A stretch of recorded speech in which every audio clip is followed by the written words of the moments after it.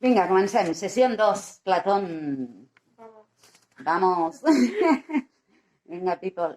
Molt bé, vam veure el context, vam veure la biografia i les seves etapes, sí? De les obres artístiques, els platós. Els filòsofs anteriors, Heràclit, Pitàgores, Parmènides, Anaxàgores, Sòcrates, etc. L'origen de la teoria de les idees, sí? Que distingeix dos mons, el sensible i el de les idees, que és l'intel·ligible, el qual té una jerarquia i representa que podem arribar a la idea suprema de bé, sí? Vale. Vam seguir parlant, vam parlar del mite de la caverna, sí? Estem tots, esteu, perdona, esteu encadenats dins de la cova, sí? Recorda això. Sí. Un s'allibera quan reconeix la seva ignorància, la docta ignorància de Sòcrates. Quan torna, vol comunicar a la gent quina és la realitat que ens envolta, etc. i el món real, el volen fins i tot matar, no? Vam dir? Bé, després vam parlar de les característiques de l'ànima i que aquesta està formada per tres forces. Un aspecte molt important perquè després Plató això ho traslladarà al que és la política, a les classes socials. Representa que l'ànima, aquestes tres forces són la racional, la irascible i la concupiscible, és a dir, la que representa que troba l'harmonia o l'equilibri, no? entre les tres, pràcticament. La irascible, que seria la temperança, no? La manera de, diríamos en castellano, apaciguar un tanto, ¿no? Lo de las malas pasiones. Y la concupiscible, no, perdona, te he dit al revés. Esto lo tendré que cortar. La racional, que ràbia me da tener que cortar. La racional és la que troba l'equilibri, l'harmonia entre les tres. La irascible és la de la valentia, la voluntat i la fortalesa, sí? I que sí que apacigua un poquito les demás. I la concupiscible és la que, diguéssim, es perd per aquestes tentacions, aquestes passions més mundanes, sí? Les males passions, etc. I llavors la seva virtut és la temperància, que és diferent al que entenem a dia d'avui. Per això a vegades dona confusió. Vale, doncs tot això diu que ho trobarem a la República i llavors parlem del mite del carro alat, sí? El carro alat, et sona això? Ho heu parlat? Bueno, clar, encara no ha arribat aquí, ¿no? Bueno, doncs el carro... Sí. Por eso, que aún no habéis llegado a Platón. Ah, vale. Va después. Claro. Ah, vale. Hombre, si Platón és alumno de Sócrates... Però... Vale, a veure, seguim. Diu, el mite del carro alat. És una al·legoria, les al·legories són com a històries que representen simbòlicament doncs, un missatge o no? Una filosofada, etc. Diu, n'hi ha la del mite del carro alat, que representa què és? Saps els carros aquests que hi havia a Grècia? Sí. Que crec que era o l'amfiteatre o el circ, ara l'amfiteatre, no? Bueno, no ho sé, que feien les carreres, no?, de carros amb cavalls i tal. Bé, l'auriga és el ginet, el jinete, vale? El que condueix el carro. Diu, representa l'ànima racional, el ginet, vale? Aquest carro està tirat per dos cavalls. Un és blanc i l'altre és negre, val? Ah, esta sí, ahora sí que me suena. Ah, porque molt bé. No, pero esta la hice en latín. Ah, pues pot ser, Pues mira, qué interesant. Qué curioso en latín, por eso, ¿no? Que lo hicieron. Porque nos explican todos estos mitos así. Ah, bueno, clar, els mites per la cultura antiga, cultura clàssica. Ah, doncs em sembla genial. Doncs mira, el del carro alat és aquest, vale? Un carro tirat per dos cavalls. Un cavall és blanc, l'altre és negre. I l'auriga representa l'ànima racional, vale? De les tres forces que té l'ànima, que hem comentat, l'auriga representa que és la racional. Recorda que és la que troba l'equilibri, diguéssim, entre les altres, no?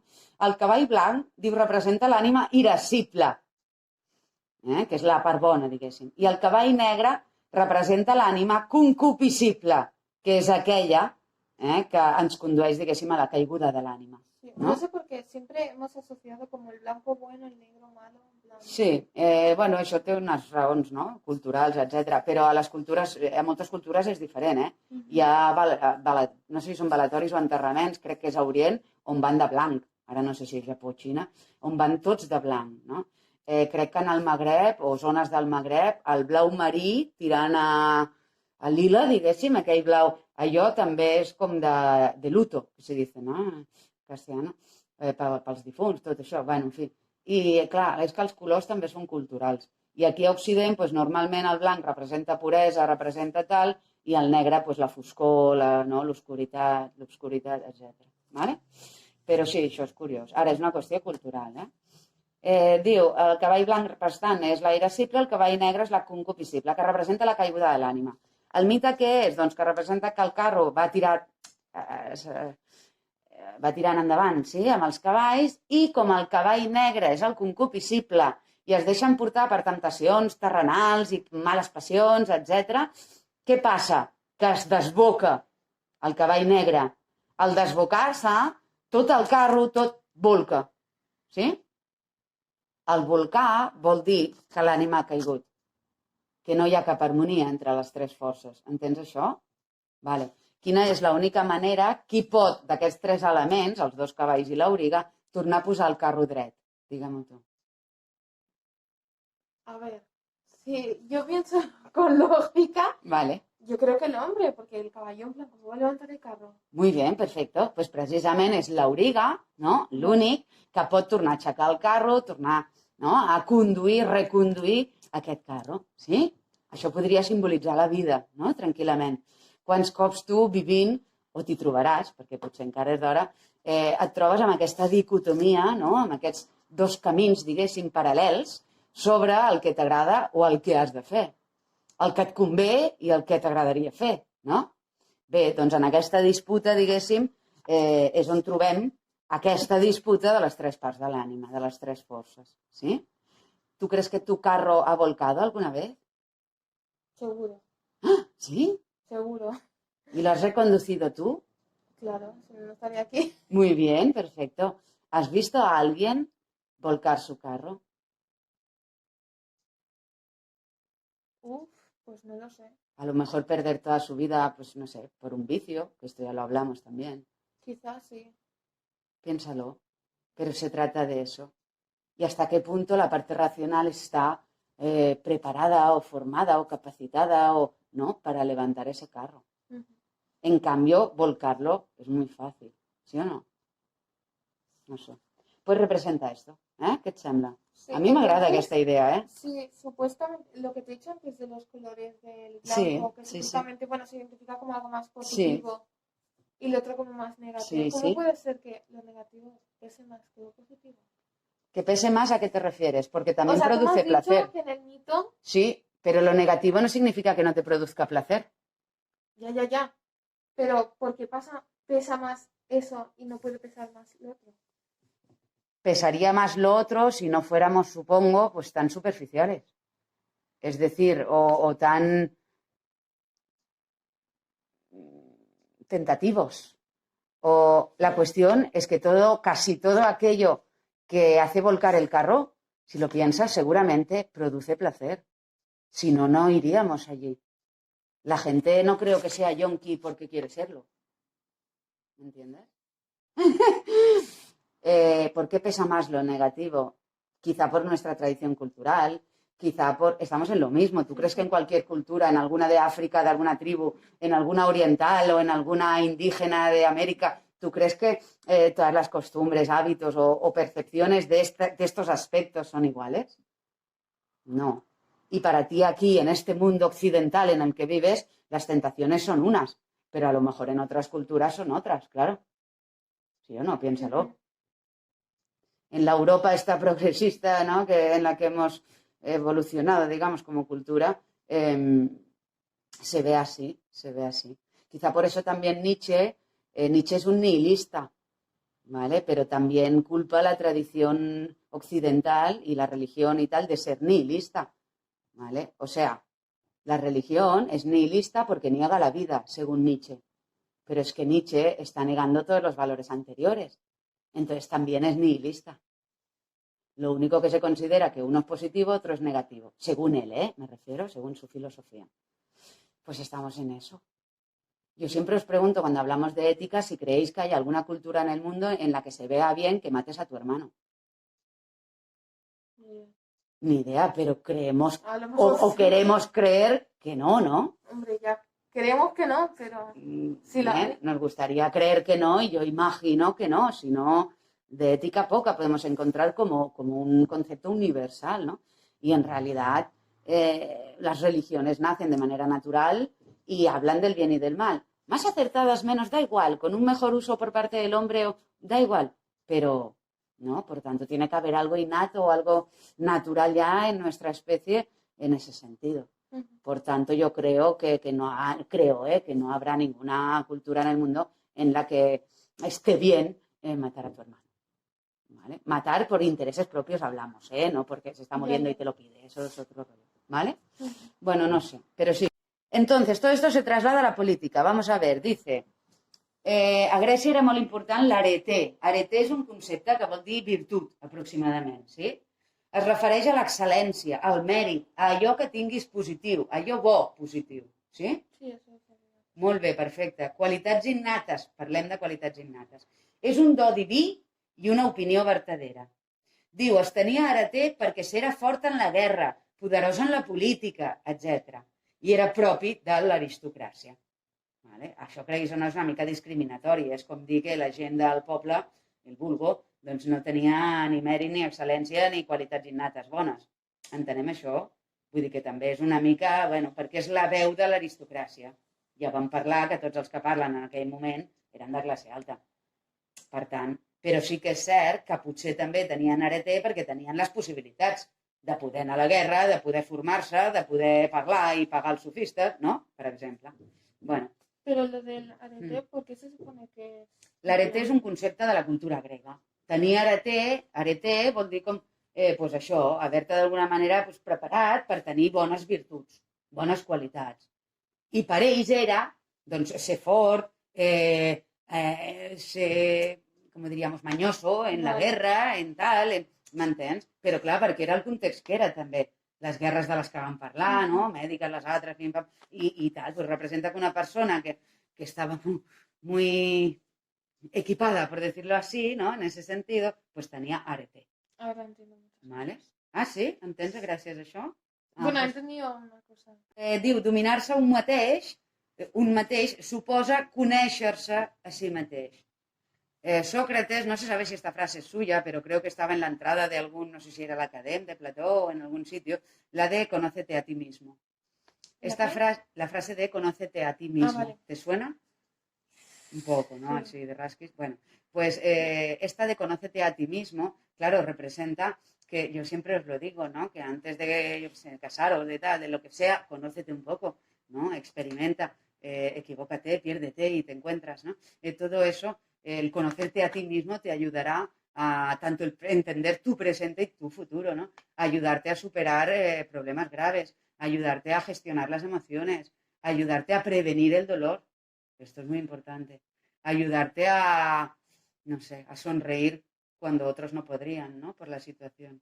En fin, qué bonito esto. Va, tirem. Diu, la república. Diu, és el tema de la virtut. Les principals virtuts són la prudència, la temperància, la fortalesa y la justicia. Yo cuando vi esto dije, cuando tenía tu edad, bueno, un poco más joven, dije, uy, la prudencia. Yo de esto no tengo. Porque a mi hermano le sobra y a mí siempre me faltaba, ¿no? Y a él le falta sangre y a mí me sobra, pero somos muy distintos. De él aprendí y después de ver a los clásicos que tenía que trabajar la prudencia. Pues a día de hoy, nena, genial. Y te hace más fuerte en todos los sentidos. Entonces te habla que estas virtudes, la prudencia, la temperancia, la fortaleza y la justicia, te dan sabiduría, produeixen saviesa, ¿sí? La virtut per Plató és l'harmonia de les tres parts de l'ànima. Representa que tens hereter també quan aconsegueixes, ¿no? Doncs, harmonitzar les tres parts de l'ànima. ¿Sí? Lo que decíamos de decir que no cuando quieres decir que sí, por ejemplo, ¿no? Eso sería controlarte a ti mismo, conocerte porque sabes que querrías decir que sí, ¿sí? Y ponerte a prueba. Bueno, para mí es autoeducarse, que creo que la gente se olvida. Diu, l'antropologia platònica, bueno, la virtut per Plató és l'harmonia entre les tres, i l'antropologia platònica parla de que som ànima més coneixement, sí? La ètica diu tres virtuts sotmeses a la racionalitat. Política, i aquí anem a parar, diu, hi ha tres classes socials en què predomina una força o part de l'ànima en cada una d'elles, sí? Diu, som responsables dels nostres actes. Sofia és saber, Dique és justícia, Sofrosine, o com es digui, prudència, i Andreia valor. Sí? Vale, ara entrem a l'obra de la República. Diu, pretén construir un model d'organització ciutadana que permeti establir el seu ideal de comunitat, la justícia. Per ell, l'ideal perquè una societat o una ciutat sigui feliç és que sigui justa. Però no justa només la ciutat. Recorda que ell parla de l'individu, també. I això és l'important. A dia d'avui es protesta per moltes coses, però les accions individuals dels ciutadans, Nules. dius tu, t'anava a dir, no són justes sempre, no? Ja saps, últimament la immoralitat em té una mica, no? Sí. Però, bueno, jo aquí sobrevivo en mi nube, però és així. Llavors, les accions individuals poden fer que una societat sigui més justa o menys, ¿sí o no? Un día lo dije, puede que yo no pueda hacer que el mundo sea más justo, pero puedo empezar porque mis acciones lo sean. Ojalá esto se diera y haríamos menos daño. Bien. Obres va fer la República i les lleis, que també és una altra sobre política. Sí? Diu, requisits. Hem de tenir una idea clara de la justícia. Sí? Que no sigui egoista, que no sigui interessada, que no sigui... Superar la concepció tirànica dels tirans, ser temido en lugar de amado. Alguns ciutadans imposen per la força. Per què? Per un egoisme particular. Sí? Aquests s'enriqueixen. Diu, s'ha de procurar el bé dels governants, diu a la República. I ara veurem com. L'educació té un paper fonamental. Per Plató diu que s'han d'educar els ciutadans. Sí? Els polítics, sobretot. I els més intel·ligents i generosos són els que han d'estar al poder. Igualito que la vida real, ¿verdad? Vale. L'Estat és el reflex del ciutadà, sí? I, per tant, s'ha de buscar l'harmonia. Si els ciutadans no troben o no es formen o no consoliden la seva pròpia harmonia, tu creus que pot haver-hi una societat harmònica? No sé si és harmònica o harmoniosa. Això ho miraríem. Entens què vull dir? Sí. Bé, per tant, quin és l'objectiu? La justícia col·lectiva, sí? I diu, no concedeixo de cap manera que la justícia sigui l'interès del més fort. Per això el van voler vendre com a esclau, no? Entens això? Perquè aquesta és la seva opinió de la tirania. Diu, on estem? Aquí. Diu, per tant, tot això que hem vist de l'ànima, de les forces de l'ànima, etc. Diu, està dividit, aquest estat, sí? En 3 classes socials. Segons la part de l'ànima que prioritza. Zapatero a sus zapatos. Representa que por naturaleza, según Platón, tú tienes una parte del alma que predomina, ¿sí? Y, según la que predomine, tendrías que pertenecer a una clase social u otra. ¿Vale? Tengo una pregunta. A lo Digas. mejor quizá no va Muy bien. mucho, pero ahora no sé, haciendo Bueno. esto se me ha venido. Toda pregunta es buena. ¿Por qué la mayoría, bueno, Sí, creo que no todos, de los filósofos, sí, cuando pensaban algo que, o sea, ellos pensaban una cosa, ¿vale? sí, Entonces, la mayoría, pues, no estaban de acuerdo, sí. lo mataban. En plan, vale que los tiempos han cambiado y ahora no es así, pero... Bueno, ahora Bueno, a ver. te matan telemáticamente. Sí. Con perdón, ¿eh? Hola, Bueno, o no. hello, ¿qué tal? O no, resucitaremos, ¿no, nena? Bueno, ¿por qué esto? Bien, antes lo hemos hablado, que Protágoras de Abdera, por ejemplo, que era anterior a Platón, ¿no? Contemporáneo, creo, de los presocráticos y tal, quemaron todas sus obras, lo desterraron de Atenas. Todo esto porque la gente opinaba que sus obras eran tal o cual, porque criticaba a los dioses, porque ponía en duda pues algunas, ¿no?, muy consolidadas en la cultura actual del momento, en la sociedad de aquel momento, ¿no? A día de hoy te pasa lo mismo, nena. Cualquiera, depende de quién que se revele. Hay quien opina que Jesucristo, creyendo en él, que fue el primer gran revolucionario de la historia y que precisamente por ir en contra de tal, por eso se le colgó, o por eso. Esto solo son opiniones que yo he escuchado de gente, ¿no? Es así. A Galileo Galilei, en el siglo XVI, la Iglesia le quemó todas las obras científicas, ¿vale? En plena revolución científica, y Copérnico había inventado el telescopio y tal, y bueno, como estaban, entre comillas, cambiando lo que se tenía por sabido desde el punto de vista de la Iglesia y tal y cual, que permitía de una manera u otra pues dominar la sociedad, pues le quemaron todas sus obras. Por eso Descartes defiende que Dios existe, intenta racionalizarlo. Yo creo que es un poco chaquetero para que no le quemen las obras. Bueno, un poco listo, la verdad, quizá de los más listos, para intentar pues que no le quemen las obras, que no lo traten de hereje, es decir, de ir en contra de la religión. Entonces, fíjate, si ya con Protágoras, que no había esa religión, que era el orfismo, que en ese sentido la religión no era mala. Estamos hablando del uso político que se hace de todo, ¿no?, que puede conllevar a estas cosas. Pero, ¿por qué? Pues por eso, porque la palabra es poder. porque el pensamiento es poder, porque ya te he dicho que hay gente que huye de la filosofía, porque no le interesa que le hagan pensar de otra manera, porque no le apetece sufrir, dudar, y quiere tener su propia verdad y que ésta sea la de todos. Por eso hay gente pues, que ante la filosofía pues, no quiere escuchar. Ahí ya depende de tu fortaleza. ¿Te crees con capacidad de juzgar lo que yo digo? ¿De criticarlo? Dime. ¿Yo? Sí. Hombre, a ver. ¿O te lo vas a tragar porque soy yo y punto? No, o sea, es que yo creo que hay que escuchar. Entonces, porque si ya no escuchas desde un principio, Muy bien. no sacas nada. Entonces, si tú escuchas y pues hay algo pues que dices, pues no, pues entonces pues lo dices, pero... Y fíjate que todo esto te hace incluso más fuerte porque te hace crear juicios, te hace crear criterios, ¿sí? Te hace poner en duda muchas cosas y te hace conocerte a ti misma. Y el hecho de conocerte a ti misma te ayudará, tanto en el presente como en el futuro, a ayudarte a hacerte feliz.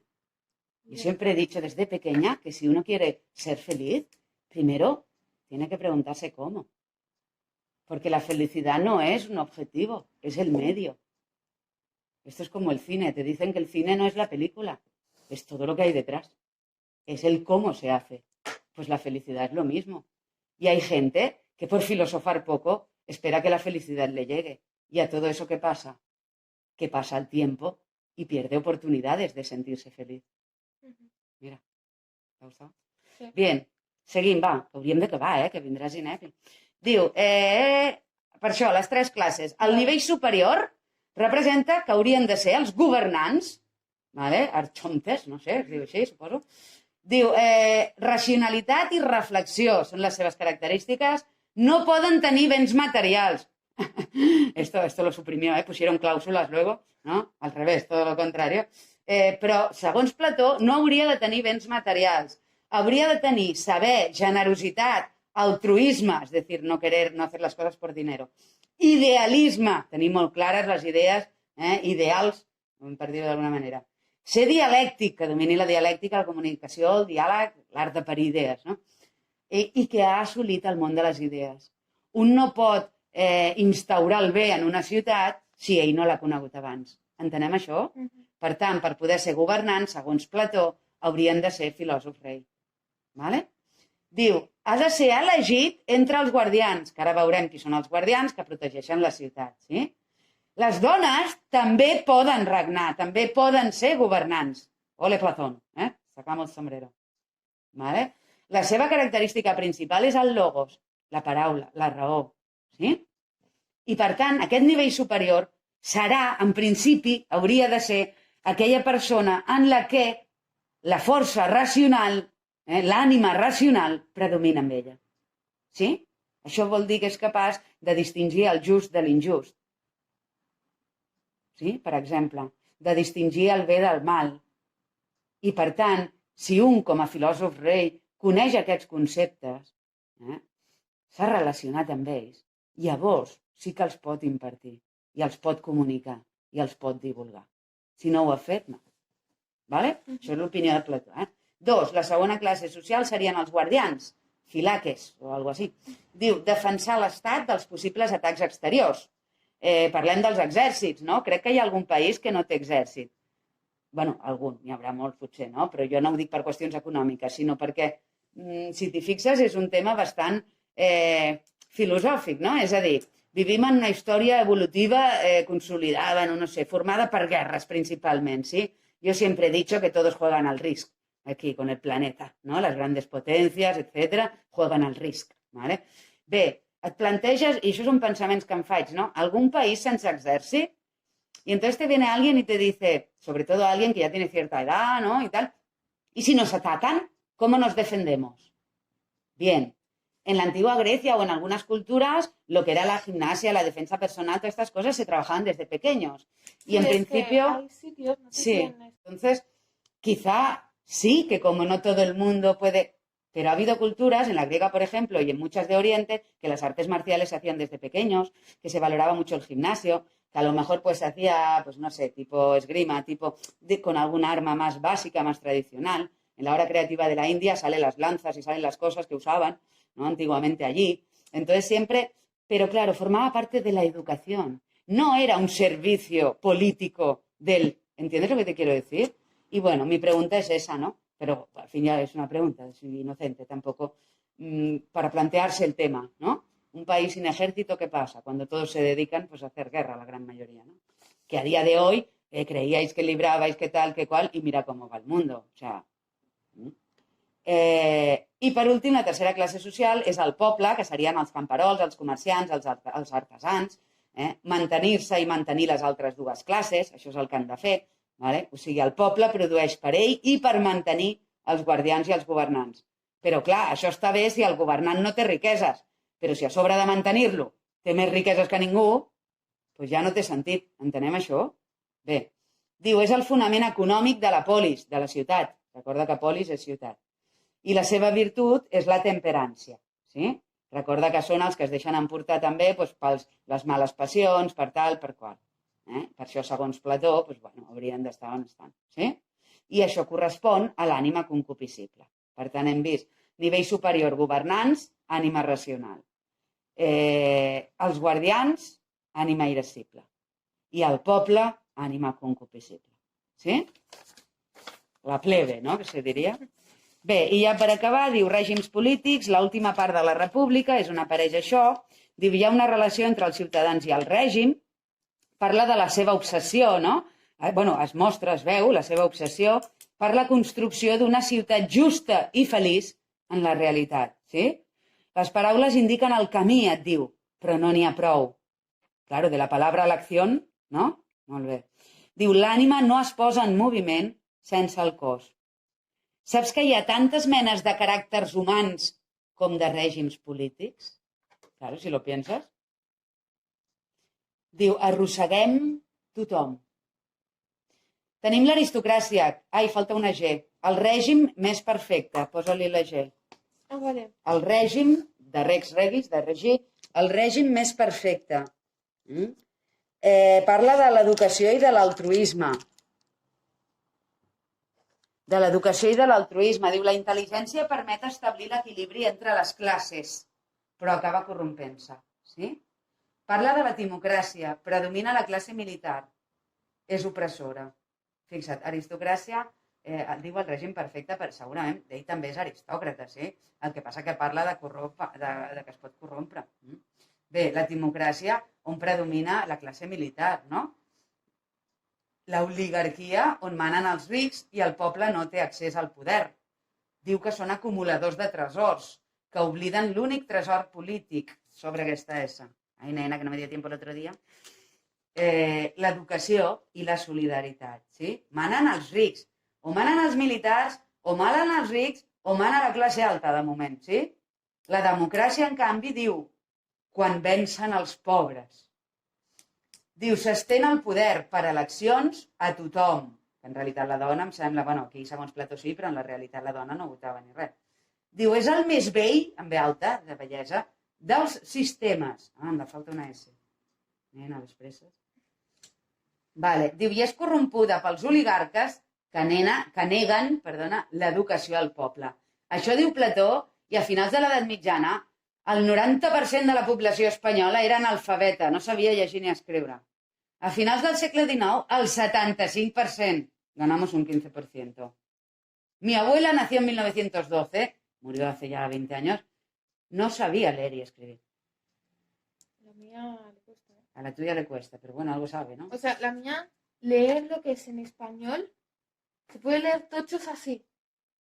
Pero en catalán ya le cuesta. O sea, pues bueno, pero eso es más normal. Pero la mía, por ejemplo, para llamar por teléfono... Para escribir, no, sí, no. Escribir, no tiene problema. No, que no sabe. Ah, que no sabe escribir. Como mucho escribe su nombre, pero de hacer ¿Qué edad la tiene firma, tu abuela? 80. Ah, porque es mayor, claro. Claro, tiene 80 ya. Pues sí que es mayor, ¿eh? Recién cumplido. Recién cumplidos. Sí. Ay, qué bonita. Bueno, pues eso. Mi abuela tenía al lado del teléfono, que era de estos de redonda, dándole vueltas, una libretita con los números. Ella copiaba los números. Mi abuela no sabía, a lo mejor se sabía el 1, el 2 y poco más. Mi abuela no se sabe ningún número de teléfono, pues los tiene todos en una libreta y me dice, pues nena, es búscame el nombre. Pero es que ella me refiero que por la forma, ¿sabes? Lo miraba por la forma. Sí, supongo que... I per últim diu, la tirania és un excés d'esclavatge, esclavitzar a la gent. Diu, pretén establir un ordre fals. I que reconeixem que Plató distingeix aquests dos mons, perquè aquest és aparença i reflex, no?, d'aquell perfecte i etern, i etc. que podem trobar, que és el món de les idees, a través de l'anàlisi, l'observació, la contemplació, la comprensió d'objectes de la realitat física, matemàtics, geometria, etc. i tal, d'idees ètiques i estètiques com la bellesa, la justícia, la felicitat, etc., podem assolir, arribar a la idea suprema de bé, no?, que seria l'últim nivell, per dir-ho així, d'aquesta jerarquia en el món de les idees. Gràcies a haver assolit el món de les idees i aquesta idea de bé, podem... Mira, ja ha arribat. Podem... Hola, bonita. Podem governar o ser savis, no? Aquesta seria la seva idea. I molt important, recorda també que parla de l'amor, que és que a mi això em sembla molt, molt maco. Y aquí lo hemos dicho, ¿no?, que el amor produce sentimientos y emociones, pues son buenas hacia el otro, ¿no? Y por tanto nos puede llevar también a ese mundo de ideas, no? A partir d'aquesta teoria seva, doncs desenvolupa, diguéssim, pues, tot això, no?, les classes socials, etc. Vale? Vale. Bé? Hem entès bé una mica Plató? Sí. Això és el més rellevant. Recorda que després hem de comparar el que t'expliqui, el teu professor, i mirem a veure. Això està tret tot de 3-4 manuals, mi capacitat de reflexió i lo que hice yo también en el instituto. ¿Vale? Vale. Bueno, i l'Atena, que és el llibre que feien fins fa poc, ara l'han canviat de cara a la sèrie. ¿Vale? Por tanto, piensa en tus amores platónicos. Lo veo mal. ¿Y para qué te sirven? Venga, Para nada. aquí ho deixem. Vale, gràcies. A ver. Qué bonita. Molt bé. Es que, a ver, o sea, mi profe no está mal, pero ¿por qué no te vienes a las escuelas a dar filosofía? Quiero decir, es que se hace un rollo, es aburrido, en plan, te duermes y aquí no, o sea, te interesa. Ya, pero en las escuelas estoy más desaprovechada. Y aquí soy más libre. Mientras dure, pues aquí estaremos. Pues monta un colegio, en plan, Sí, y das sí. tú todas las asignaturas. Claro, yo doy tan... Pero mira la tía, en fin, que no soy tan buena, sé cosas, os ayudo, os motivo, pero tampoco... O para dar alegría, ¿sabes? Para dar alegría, ahí sí que voy. Ahí voy donde tú me digas. Vente de soporte social. Ay, soporte social, nena. Ya, así es que... Aún estando aquí, sigo desaprovechada. Ay, bueno, pues gracias a ti, ¿eh, bonita? ¿Has visto, Sine, lo que me dice? Que me vaya al cole a darle clase. Dice, ¿por qué no vienes tú al cole y me das clase tú? Sí. No, hombre, Como que tienes mucha gana, todo eso. Hombre. es que a mí me preocupa la educación, me gusta, disfruto mucho. La competencia comunicativa habría que trabajarla más, y más hoy en día, que la gente solo se habla por la pantalla con medios, ¿eh? A ver si saludáis por los pasillos del instituto. Gracias.